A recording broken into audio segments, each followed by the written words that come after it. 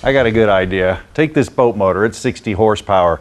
You know they have 300, 400, up to 600 horsepower motors now. Let's take that power through a drive shaft, turn it 90 degrees through a prop shaft, and spin this propeller at a sick RPM. Better yet, let's submerge it in some water. Not such a great idea, and you better have some good protection. Matter of fact, let's look at the lower unit right there. You can actually see inside of it the exploded view. You got the drive shaft coming down. It's connected to the actual propeller shaft I was talking about. But in between there are all kinds of bearings, gears to get the job done, and seals. So you need to lubricate it. AMSOIL has us covered. How do you lubricate it? Well, it's pretty simple. What you do is you just go through there. We went ahead and did ours. We removed the top plugs on there, and then we removed the bottom plug. What that did is it allowed it to drain. We didn't create a vacuum.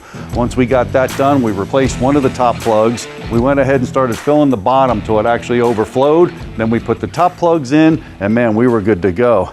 But Len's back with AMSOIL. Len, man, there's a lot going on in a lower unit, and put it in some water, you better have some good protection. Yeah, it's a recipe for disaster is what it could be, especially with some of the fishing line that's out there today. People throw it in the water, you end up running over it. It gets stuck in that output shaft seal, and you've got problems. You fill it with water, and the oil needs to provide protection no matter what. That's the key with these. As you said, there could be water ingestion, so you get water in it. The AMSOIL Marine Gear Lube will still provide protection with up to 15% water in it.